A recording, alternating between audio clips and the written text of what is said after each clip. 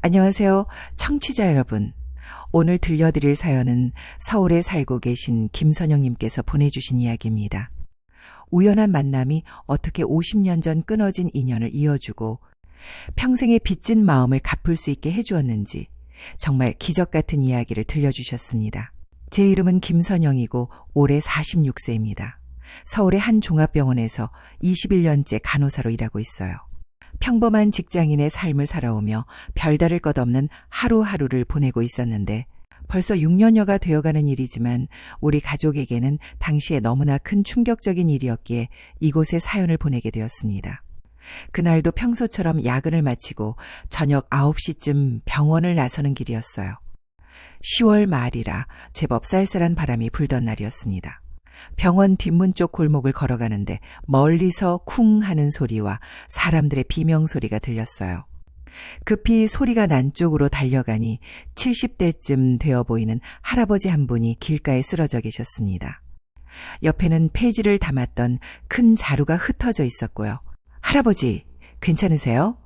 다급하게 의식 확인부터 했지만 할아버지는 이미 의식을 잃으신 상태였고 저는 급하게 심폐소생술을 진행했습니다.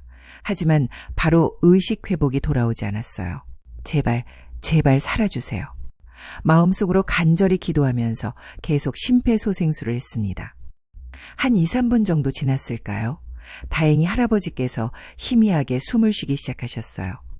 때마침 구급차가 도착했고 저도 함께 응급실로 향했습니다.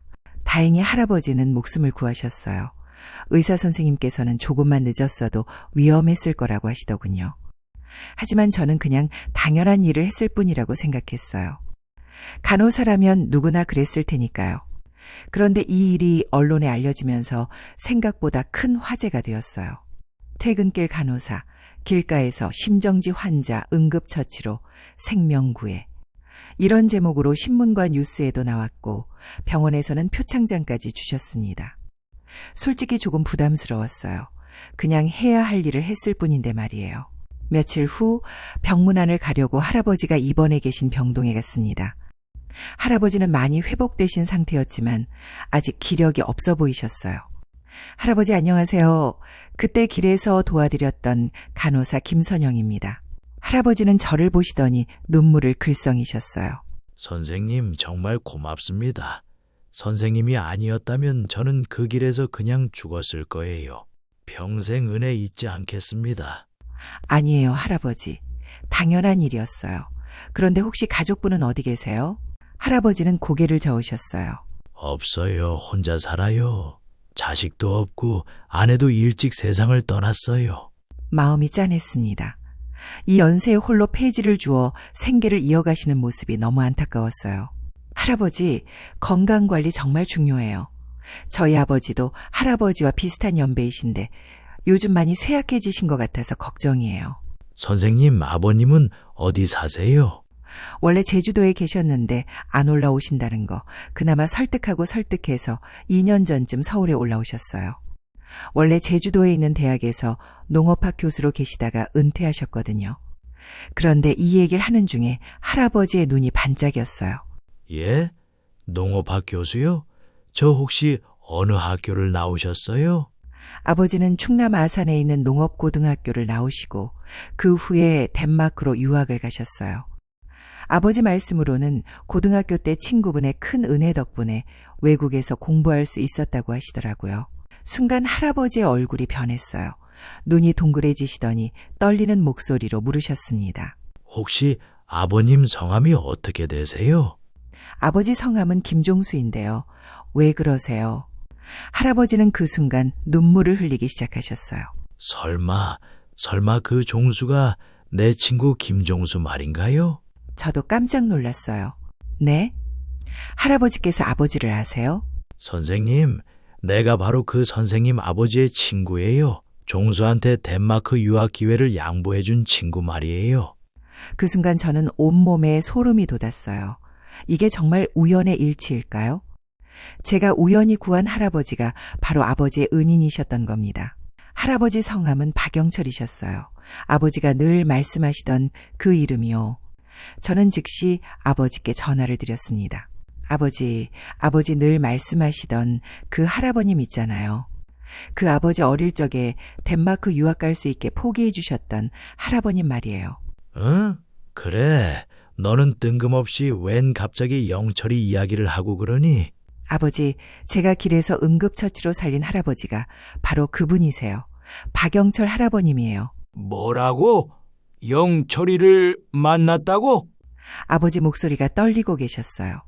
1시간도 안 돼요. 아버지가 병원에 도착하셨습니다. 50년 만에 만나는 두 친구의 재회 장면을 저는 평생 잊을 수 없을 것 같아요. 영철아, 종수야, 두 분은 서로의 손을 꼭 잡고 한참을 우셨습니다. 특히 아버지는 박영철 할아버지의 손을 놓지 않으시면서 계속 미안하다, 고맙다는 말씀만 반복하셨어요. 나중에 자세한 이야기를 들어보니 정말 가슴 아픈 사연이었습니다. 아버지와 박영철 할아버지는 충남 아산 농업고등학교 동기였어요. 둘 다 공부를 정말 잘했는데 늘 1등과 2등을 번갈아 차지할 정도였다고 합니다. 그런데 고등학교 3학년 때 정부에서 농업 분야 인재 양성을 위해 덴마크 국립왕실농업대학교에 단 한 명만 보내는 국가장학생 프로그램이 있었어요. 5년간의 전 과정을 전액 장학금에 생활비까지 지원해주는 꿈 같은 기회였죠. 박영철 할아버지는 고등학교에 진학하면서부터 말씀하셨다고 해요. 꼭 덴마크 농업 기술을 배워와서 우리나라 더 잘 살게 하는데 보탬이 되도록 하겠다고요. 박영철 할아버지는 그게 고등학교 내내 꿈이었다고 해요. 그리고 고등학교를 다니는 동안 영어 시험에 농업 과목 시험 등 3년을 꼬박 열심히 준비하며 공부해서 시험에 합격했고 최종 합격 통지를 받으셨다고 합니다. 그런데 아버지도 예비 1순위로 선정되었어요. 박영철 할아버지가 포기하면 아버지가 갈 수 있는 상황이었죠. 그때 박영철 할아버지가 아버지에게 말씀하셨대요. 종수야, 너도 덴마크 정말 가고 싶지? 나는 내년에 다시 도전할 수 있어. 이번엔 종수 너가 가라. 대신 약속해. 너 먼저 가서 열심히 공부하고 나는 내년에 꼭 준비해서 바로 떠날 수 있도록 할 테니까. 아버지는 처음에는 극구사양하셨대요. 하지만 박영철 할아버지의 간곡한 설득에 결국 덴마크로 떠나게 되었죠. 아버지는 덴마크에서 5년간 공부하시면서 한 번도 한국에 오지 못하셨어요. 당시에는 항공료도 비싸고 자유롭게 오갈 수 있는 시절이 아니었거든요. 그런데 박영철 할아버지에게는 더 큰 불행이 기다리고 있었어요. 다음 해에 예정되어 있던 국가장학생 선발이 갑자기 취소된 거예요. 정부 정책이 바뀌면서 더 이상 덴마크 유학 프로그램이 진행되지 않게 된 거죠. 박영철 할아버지의 꿈은 그렇게 영영 사라져버렸어요. 할 수 없이 부산의 한 공장에 취직하셨는데 거기서 산업재해로 한쪽 다리를 크게 다치셨대요. 그 후로 쭉 불편한 다리로 힘든 노동일을 하며 살아오셨던 거예요. 아버지는 덴마크에서 돌아온 후 대학원까지 마치고 대학 교수가 되셨어요. 박영철 할아버지의 양보 덕분에 평생 경제적 어려움 없이 안정된 삶을 살 수 있었던 거죠. 하지만 박영철 할아버지와는 연락이 완전히 끊어져 버렸어요. 박영철 할아버지가 시리에 빠져 부산으로 떠나시면서 인연이 끊어진 거예요. 아버지도 공부에 매진하시다 보니 자연스럽게 멀어지게 되었고요. 영철아, 내가 평생 죄스러운 마음으로 살았어. 너를 찾으려고 했지만 부산 어디에 있는지도 몰랐고 정말 미안하다. 아버지는 눈물을 흘리며 말씀하셨어요. 종수야, 그런 소리 하지 마라. 나는 네 여식 선영이 덕분에 목숨을 구했잖아. 이것도 다 하늘의 뜻인 것 같아. 박영철 할아버지도 눈물을 닦으며 대답하셨어요. 그 후로 아버지는 박영철 할아버지를 어떻게든 도와드리려고 하셨어요. 하지만 할아버지는 완강히 거부하셨어요. 종수야, 나는 이제 나이도 많고 이렇게 사는 게 익숙해. 괜찮다. 아니야, 영철아. 내가 평생 빚진 마음으로 살았어. 제발 내 마음을 받아달라. 아버지는 심지어 본인이 제주도에 지어놓으신 집을 박영철 할아버지께 드리겠다고까지 하셨어요. 하지만 할아버지는 끝까지 거절하셨죠. 이 나이에 제주도 가면 폐지 줍기도 더 힘들어. 이 양반아. 결국 아버지가 다른 방법을 제안하셨어요. 그럼 영철아, 나랑 같이 살자. 어차피 나도 혼자고 너도 혼자잖아. 우리 서로 의지하며 살면 되지 않겠어? 어머니께서 작년에 돌아가신 후 아버지는 혼자 살기에는 큰 집에서 지내고 계셨거든요. 긴 설득 끝에 박영철 할아버지가 마음을 바꾸셨어요. 그래, 종수야. 그럼 잠깐만 신세를 져보자. 박영철 할아버지는 그동안 반지하 단칸방에서 혼자 살고 계셨어요. 아내도 자식도 없이 정말 쓸쓸한 노년을 보내고 계셨던 거죠. 그렇게 두 분은 한 집에서 함께 살기 시작하셨어요. 아버지는 정말 형제처럼 박영철 할아버지를 모셨어요. 병원도 같이 다니시고 좋은 곳 여행도 함께 다니시고요. 종수야, 나는 정말 복이 많은 사람인 것 같아. 이 나이에 이런 대접을 받다니. 무슨 소리야, 영철아. 내가 받은 은혜에 비하면 이건 아무것도 아니야. 5년 동안 정말 행복한 시간을 보내셨어요. 저도 자주 아버지 댁에 가서 두 분을 뵈었는데 정말 친형제보다도 더 정겨우신 모습이었어요. 그런데 박영철 할아버지의 건강이 점점 나빠지셨어요. 그날 제가 구했던 심장질환이 계속 악화되었거든요. 결국 요양병원에 입원하시게 되었어요. 아버지는 매일같이 병문안을 가셨어요. 제가 따라가면 두 분이 옛날 이야기를 나누시며 웃고 계시는 모습을 볼 수 있었어요. 종수야, 나 정말 행복했어. 마지막에 너를 다시 만날 수 있어서. 영철아, 나도 마찬가지야.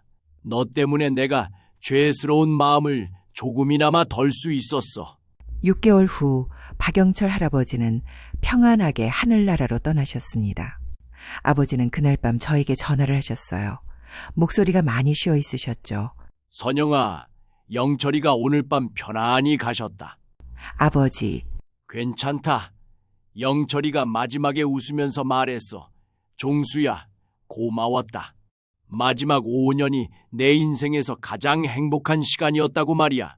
아버지는 박영철 할아버지의 장례를 정성껏 치러드렸어요. 가족이 없으셨던 할아버지를 위해 아버지가 모든 것을 준비하셨죠. 장례식장에는 생각보다 많은 분들이 오셨어요. 폐지를 주우시면서도 동네에서 어려운 사람들을 도우셨던 할아버지의 인품을 아는 분들이었어요. 장례를 마친 후 아버지는 저에게 말씀하셨어요. 선영아, 내가 평생 진 빚을 고작 5년 6개월의 짧은 시간에 어떻게 갚겠냐. 그래도 내가 친구를 만나지 못했더라면 죄스러운 마음에 내가 나중에라도 눈을 감지 못했을 텐데. 아버지의 목소리가 떨리고 계셨어요. 그나마 남은 여생에 친구를 만날 수 있어서 하늘에 감사하다. 이제는 나이 든 친구의 얼굴을 기억하니 하늘에 가면 서로 알아볼 수 있겠다. 그 후로도 아버지는 종종 박영철 할아버지 이야기를 하셨어요. 얼마나 순수하고 착한 사람이었는지, 어떻게 자신의 꿈을 포기하면서까지 친구를 도왔는지. 선영아, 너도 알지? 영철이가 얼마나 좋은 사람이었는지. 그런 친구가 있었기 때문에 내가 지금의 내가 될 수 있었던 거야. 그리고 선영이 너가 없었다면 나는 영원히 그 친구를 만나지 못했을 거야. 저는 이 모든 일을 겪으면서 정말 많은 것을 느꼈어요. 우연이라고 하기에는 너무나 놀라운 인연이었거든요. 제가 그날 평소보다 늦게 퇴근했던 것도, 하필 그 길로 걸어간 것도, 박영철 할아버지가 바로 그 시간에 그 장소에서 쓰러지신 것도, 모든 것이 우연의 일치라고 하기에는 너무나 신비로웠어요. 만약 제가 그 할아버지를 구하지 못했다면, 만약 제가 간호사가 아니어서 응급처치를 할 줄 몰랐다면, 만약 아버지와 할아버지가 서로를 알아보지 못했다면, 정말 한 가지라도 어긋났다면 이런 기적 같은 재회는 일어나지 않았을 거예요. 아버지는 박영철 할아버지가 돌아가신 후 더욱 건강에 신경 쓰시기 시작했어요. 그리고 봉사활동에도 적극적으로 참여하세요. 영철이처럼 어려운 사람들이 많을 텐데 내가 받은 은혜를 조금이라도 나눠야지. 아버지는 요양원을 정기적으로 방문하시고 독거노인분들을 도우시는 일에 시간을 보내고 계세요. 박영철 할아버지로부터 받은 사랑을 다른 분들에게 전하고 계시는 거죠. 저 역시 이 일 이후로 제 일에 대해 더 큰 자부심을 갖게 되었어요. 그냥 당연하다고 생각했던 간호사로서의 역할이 때로는 이렇게 큰 기적을 만들어낼 수 있다는 걸 깨달았거든요. 지금도 응급 상황을 만날 때마다 박영철 할아버지를 생각해요. 제가 도울 수 있는 사람이 또 다른 누군가에게는 소중한 가족이고 친구일 수 있다는 것을 잊지 않으려고 해요. 최근에는 응급처치 교육봉사활동도 시작했어요. 더 많은 사람들이 응급 상황에서 소중한 생명을 구할 수 있도록 돕고 싶어서요. 박영철 할아버지처럼 갑작스런 위기에 처한 분들이 더 많이 도움을 받을 수 있었으면 좋겠거든요. 가끔 아버지와 함께 박영철 할아버지 묘소에 성묘를 가요. 아버지는 항상 묘 앞에서 오랫동안 이야기를 나누세요. 영철아, 나 잘 지내고 있어. 선영이도 건강하고 우리 가족 모두 내 덕분에 더 행복하게 살고 있어. 고마워, 친구야. 그럴 때마다 저는 인연이라는 것의 신비로움을 다시 한번 느껴요. 50년 전 한 친구의 작은 선택이 어떻게 두 가족의 인생을 바꿀 수 있는지, 그리고 그 인연이 어떻게 다시 이어질 수 있는지. 박영철 할아버지는 비록 물질적으로는 어려운 삶을 사셨지만 마지막 순간에는 정말 행복해 하셨어요. 오랜 친구와의 재회, 따뜻한 보살핌, 그리고 자신의 선택이 헛되지 않았다는 확인. 그 모든 것들이 할아버지에게는 세상 무엇보다 소중한 선물이었을 거예요. 아버지도 마찬가지예요. 평생 마음 한구석에 품고 살았던 죄스러운 마음을 조금이나마 덜 수 있게 되셨고, 친구에 대한 그리움을 달랠 수 있게 되셨어요. 이 모든 일들을 겪으면서 저는 깨달았어요. 우리 삶에는 정말 많은 우연들이 있지만 그 우연들이 모여서 필연이 되는 순간들이 있다는 것을, 그리고 그런 순간들은 보통 우리가 다른 사람을 도우려고 할 때 찾아온다는 것을요. 만약 제가 그날 그냥 지나쳤다면, 박영철 할아버지가 쓰러진 걸 못 본 척했다면 이런 아름다운 재회는 영원히 일어나지 않았을 거예요. 작은 선택 하나가 이렇게 큰 변화를 만들어낼 수 있다는 게 정말 신기하고 감사해요. 지금 이 사연을 듣고 계신 청취자 여러분도 혹시 주변에 도움이 필요한 분들이 계시다면 작은 관심이라도 보여주셨으면 좋겠어요. 그 작은 도움이 누군가에게는 생명이 될 수도 있고 생각지도 못한 아름다운 인연의 시작이 될 수도 있거든요. 아버지는 요즘도 자주 말씀하세요. 선영아, 이 세상에 우연은 없다. 모든 만남에는 다 이유가 있는 법이야. 네가 영철이를 구한 것도 우리가 영철이와 재회한 것도 모두 하늘이 만들어준 기회였던 거야. 저도 이제는 그 말씀에 공감해요. 우연한 사건이 인연이 되었고 그 인연은 아버지의 오랜 벗을 이어주는 또 다른 인연의 다리가 되었어요. 그리고 그 모든 과정에서 저희 가족은 삶의 소중함과 인연의 귀함을 다시 한번 깨닫게 되었고요. 박영철 할아버지께서 보여주신 진정한 우정과 희생정신, 그리고 마지막 순간까지 지키신 순수한 마음, 그 모든 것들이 저희에게는 평생 잊지 못할 교훈이 되었습니다. 지금도 저는 병원에서 일하면서 매 순간 최선을 다하려고 노력해요. 제가 만나는 모든 환자분들이 누군가에게는 소중한 사람이라는 걸 잊지 않으면서요. 그리고 언제나 마음속으로 박영철 할아버지께 감사 인사를 드려요. 할아버지 덕분에 제가 간호사로서 그리고 한 사람으로서 더 성장할 수 있었거든요. 이렇게 긴 이야기를 끝까지 들어주셔서 감사합니다. 오늘 이 사연을 듣고 계신 모든 분들이 주변의 작은 인연들을 소중히 여기시고 어려운 상황에 처한 이웃들에게 따뜻한 손길을 내밀어 주셨으면 좋겠어요. 세상은 생각보다 좁고 인연은 생각보다 신비로운 것 같아요. 오늘 우연히 마주친 누군가가 내일 내 인생의 큰 변화를 가져다 줄 수도 있고, 내가 베푼 작은 친절이 몇십 년 후 예상치 못한 방식으로 돌아올 수도 있으니까요. 박영철 할아버지는 비록 세상을 떠나셨지만 할아버지가 보여주신 진정한 우정의 의미는 저희 가족에게 영원히 남아있을 거예요. 그리고 그 사랑은 이제 저를 통해, 아버지를 통해 더 많은 사람들에게 전해지고 있어요. 사랑하는 사람들과 함께하는 시간이 얼마나 소중한지, 한 번의 선택이 평생에 걸쳐 얼마나 큰 의미를 갖는지, 이 모든 것들을 일깨워 주신 박영철 할아버지께 다시 한번 감사드리며 하늘나라에서 편안히 쉬고 계시길 기원합니다. 청취자 여러분도 건강하시고 소중한 인연들과 함께 행복한 시간 보내시길 바라겠습니다.